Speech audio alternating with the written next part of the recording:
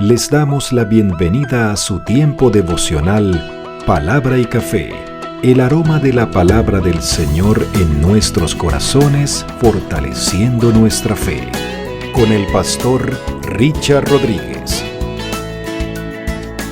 Por R12 Radio, más que radio, una voz que edifica tu vida. Bienvenidos. Para hoy, mis amados, para hoy en Palabra y Café dice de la siguiente manera: Señor, tú eres el Mesías príncipe. Designación mesiánica muy exclusiva de nuestro Señor Jesucristo. Y digo muy exclusiva porque, bueno, hay otra que pudiera ser descendiente de la mujer y pues todos somos descendientes de una mujer. Otro, el de estrella de Jacob sí viene muy exclusivo también.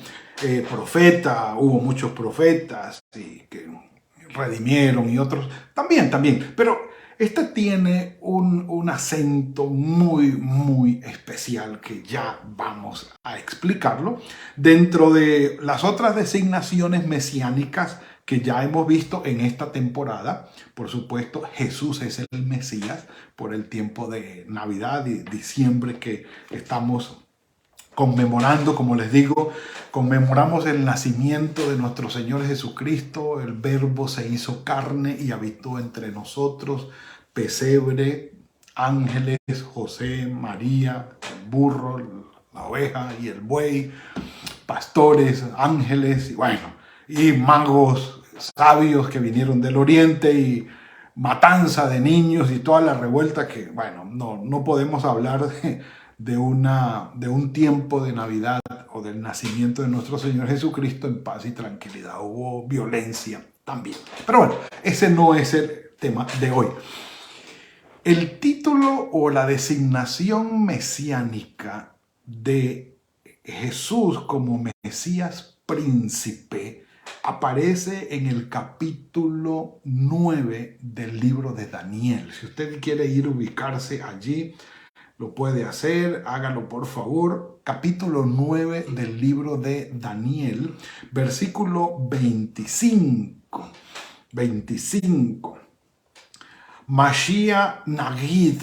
Mashiach Nagid es el término o el título en hebreo para Mesías príncipe. Mashiach Nagid. Ese título aparece allí en el libro de Daniel, en el capítulo 9. No vamos a hablar de Daniel, a quedarnos hablando acerca de Daniel, porque tendremos una temporada especialmente dedicada al libro de Daniel. Esa temporada la vamos a tener. Por ahora podemos decir que Daniel históricamente fue uno de los designados para ir a Babilonia. Joven, podemos leerlo allí en la historia. Muchos problemas literalmente hablando o técnicamente hablando tuvo el libro de Daniel para ser aceptado dentro del canon judío, por algunos detalles que después les contaré, pero hubo algunas dificultades. Daniel también tiene la dificultad y la discusión de si es profecía o es literatura apocalíptica, y porque podemos encontrar de las dos allí, entonces, pero es más literatura apocalíptica que profecía. Y dentro del canon hebreo, pues Daniel no está considerado dentro de los profetas, sino dentro de los escritos, que término técnico o explicación técnica que ya veremos más adelante. Pero Daniel, en la parte escatológica y en el futuro, en las designaciones del futuro que maneja, hay un tema que es exclusivo de Daniel, que es el tema de las 70 semanas. Cosa para dar lío.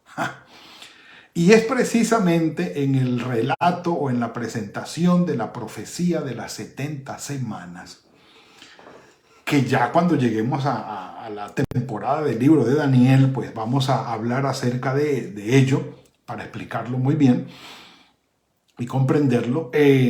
Lo vamos a tratar. Es allí en la presentación de esa profecía de las 70 semanas donde se presenta o se habla del Mesías príncipe. refiriéndose como una designación mesiánica a nuestro Señor Jesucristo. Ahora, 69 semanas se cumplieron hasta la llegada del Mesías príncipe. Dice pues el versículo 25, sabe pues y entiende que desde la salida de la orden para restaurar y edificar a Jerusalén, es decir, desde el 538, siglo VI de antes de Cristo, 538, cuando se da el edicto de Ciro para ir y restaurar a Israel, que los judíos pueden venir, que pueden regresar en los 3 retornos de Zorobabel, de Esdras y de Nehemías, que regresan para restaurar el pueblo, la fe del pueblo, la ciudad, las murallas y el templo, por supuesto, y el culto y toda la cosa, después de cumplidas los 70 años de cautiverio. Entonces, después de que se da ese edicto, dice la cita de Daniel, sabe pues y entiende que desde la salida de la orden para restaurar y edificar a Jerusalén hasta el Mesías príncipe habrá 7 semanas y 62 semanas, es decir, 69 semanas. Se volverán a edificar la plaza y el muro en tiempos angustiosos, y precisamente así fue. Después de las 62 semanas se quitará la vida al Mesías y nada ya le quedará. El pueblo de un príncipe que ha de venir destruirá la ciudad y el santuario, y su final llegará como una inundación. Bueno, muchos hacen referencia aquí a la incursión de Antíoco Epífanes IV en Jerusalén, cuando profanó el templo y bueno, hizo todos estos desastres allí en Jerusalén. Y vino la restauración y la rededicación del templo en el año 165 a.C. por parte de los macabeos, de lo cual hace parte precisamente el Hanukkah, que es la fiesta de rededicación o de dedicación del templo, purificación del templo, que el pueblo judío está celebrando precisamente ahora para diciembre, o la fiesta de las luces o de la menorá.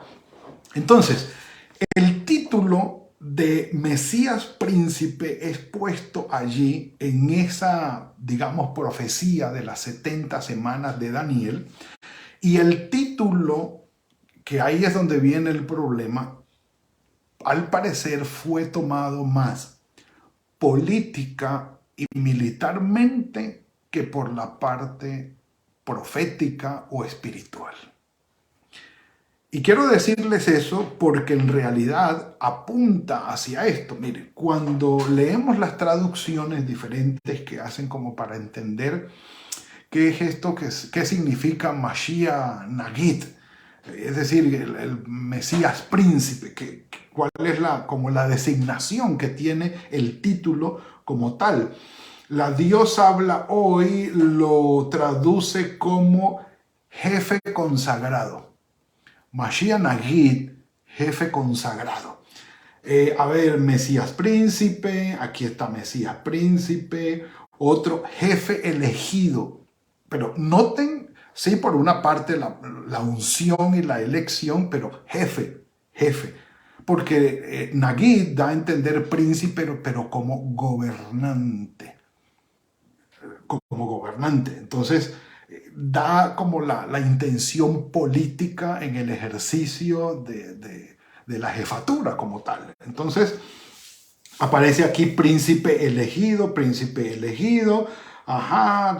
de protegerla. A ver, déjenme ubicar dónde está. No puede ser que no lo tenga. Se dio la orden hasta que llegue el rey ungido, y será reconstruida hasta que llegue un príncipe ungido, 72 semanas, Mesías príncipe, ok, no hay lío con esto, y al final príncipe elegido. Entonces, aún en la traducción, en las diferentes traducciones, sí se nota la intención o la esencia un poco más política, militar del título mesiánico que espiritual. Y precisamente así fue tomado. Mejor dicho, en esto de Mesías príncipe, sí, se refería a algo mucho más allá de lo político y de lo militar. Iba a lo sempiterno, a lo eterno, a lo trascendental. Iba mucho más allá de las cosas terrenales, es evidente, sí. Pero la gente lo tomó del lado terrenal, del lado humano, del lado político y militar. Vamos a verlo. En Lucas 1:30 al 33 dice: entonces el ángel le dijo: María, no temas, porque has hallado gracia delante de Dios. Dice: concebirás en tu vientre y darás a luz un hijo y llamarás su nombre Jesús. Este será grande, aquí empieza la cosa, y será llamado Hijo del Altísimo, algo mucho más trascendental. El Señor Dios le dará su trono, el trono de David, su padre. Aquí empieza la cuestión política. Reinará sobre la casa de Jacob. Eso es político, pero dice para siempre. Aquí ya se vuelve mucho más allá del plano terrenal. Y su reino no tendrá fin. Listo. Entendido. No tiene que ver con algo terrenal, porque será para siempre y no tendrá fin. Entonces, algo que sea terrenal, humano, local, pues sí, tiene que tener un comienzo y tiene que tener un fin. Sí, pues, pero en este caso no. Entonces, si es para siempre y no tiene fin, ya es diferente. De eso vamos a hablar mañana viernes, ¿sí? De la designación mesiánica de nuestro Señor Jesucristo como Rey. Ya lo vamos a hablar. Pero hoy, miren cómo lo tomaron, por ejemplo, los magos, Jerusalén, Herodes y todo esto, que unido con una cita de Juan en el capítulo 6, Mateo lo registra maravillosamente. Mateo, antes de, permítame, que esto me gusta. Por ejemplo, Mateo 2:2, Mateo capítulo 2, versículo 2 dice que los magos de Oriente o los sabios de Oriente llegaron preguntando: ¿dónde está el rey de los judíos que ha nacido? Y evidentemente, pues ellos no estaban preguntando por el rey sempiterno, eterno, para siempre, según la dinastía de David, que tendría un reinado sobrenatural. No. Ellos estaban preguntando por el rey de los judíos que había nacido, porque su estrella hemos visto en el oriente y venimos a adorarlo, punto. Ahora, el hecho de que mereciera adoración de parte de ellos ya implicaba algo diferente. Pero la connotación implicaba algo más terrenal, humano y local, algo de aquí. Herodes se sobresalta, Jerusalén junto con él, manda preguntar dónde tendría que haber nacido el Mesías, en Belén. Más o menos cuánto tiempo el hombre calculó después que se vio engañado de los magos que regresaron por otro lugar y no le dijeron nada, y mandó a matar a todos los niños del área menores de 2 años. ¿Por qué? Porque los celos de Herodes es: aquí nadie me va a quitar el reino a mí. El que nazca supuesto rey, lo pasamos por la espada, punto. ¿Sí? Porque así se sostienen los reinos del mundo, aunque usted y yo lo veamos muy puro y muy casto. Los reinos del mundo están sentados sobre sangre y espada y muerte. Un café por eso. No vayamos a creer que la cosa es de tan café con leche. El asunto es mucho más complejo que eso. Por eso el reino del Señor Jesucristo no era de este mundo. No es de este mundo, ¿no? Entonces, ya de allí tendríamos que hablar de Juan capítulo 6, que es cuando el Señor, en el versículo 15, termina allí el relato de la alimentación de los 5,000, la gente asombrada, decían, este es el profeta que habría de venir al mundo, este es el que estábamos esperando, este es.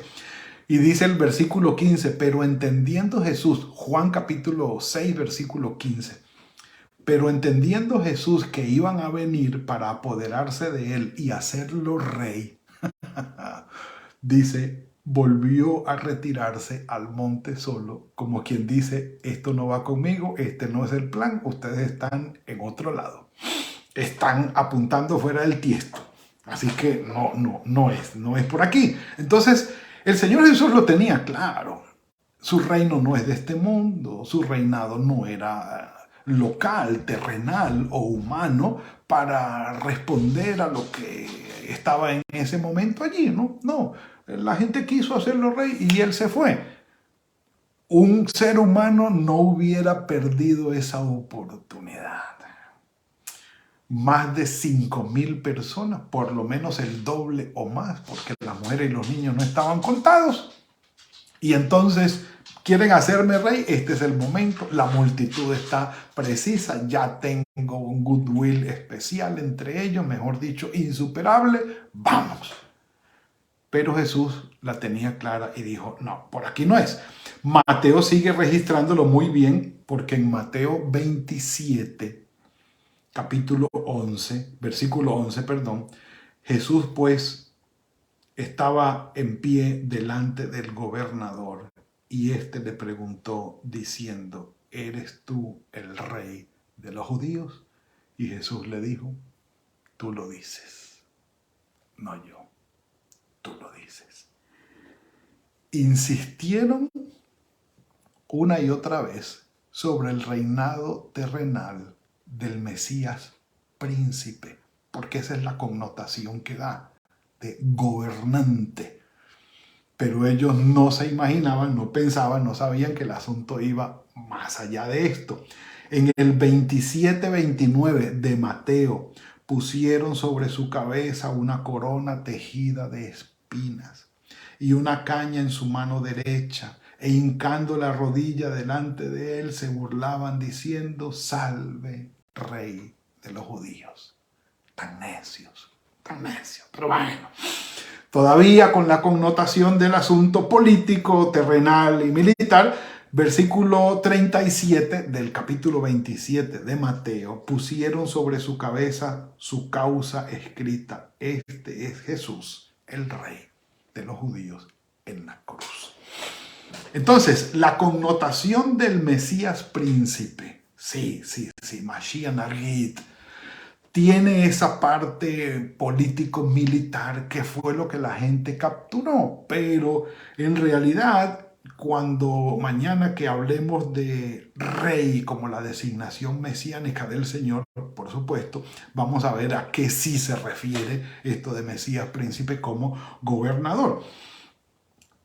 Tan impactante fue el asunto que dicen que Judas traicionó al Señor Jesucristo porque él esperaba que asumiera la primera magistratura, el gobierno, se rebelara de alguna manera contra Roma, y dicen que Judas pensó que a lo mejor entregándolo él ya se iba a ver apresado y se iba a liberar y se iba a rebelar y a imponerse como rey.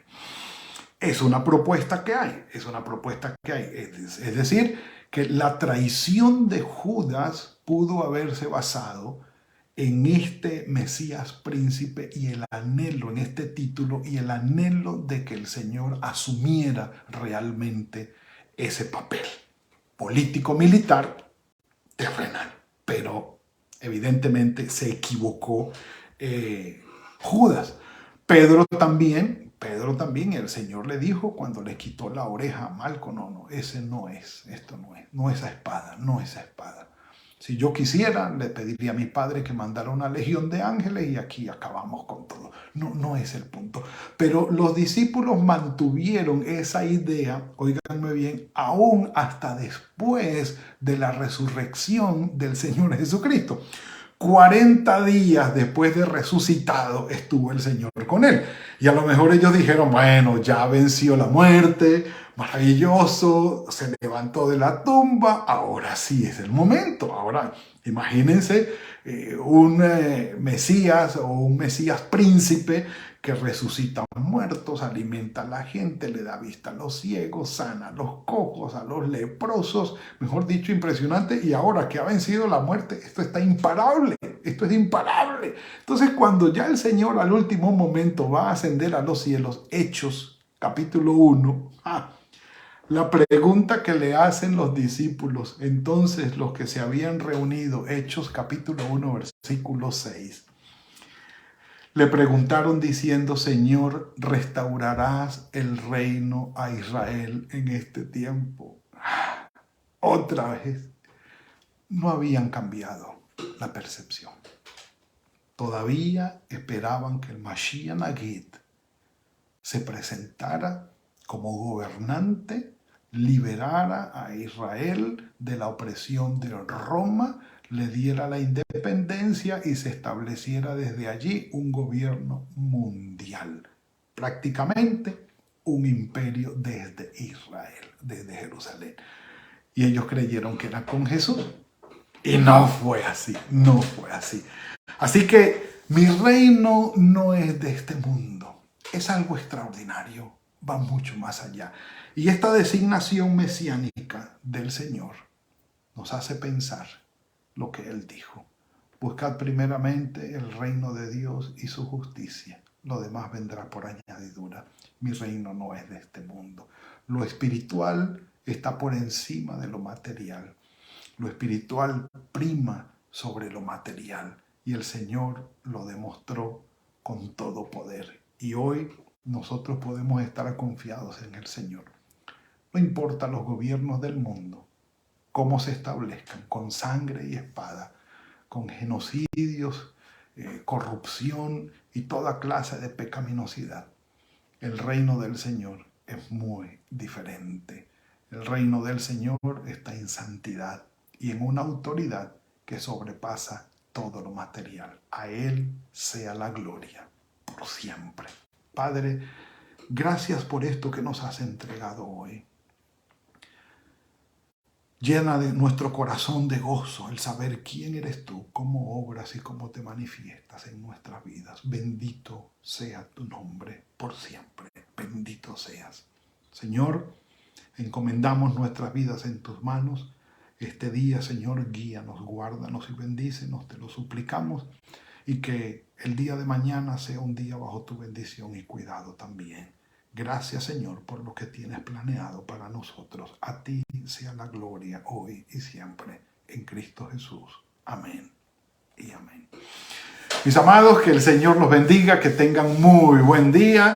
Los que están en Colombia, que disfruten su día festivo, que el Señor los guarde y los bendiga. Los demás, que sea fructífero el día y el trabajo de sus manos.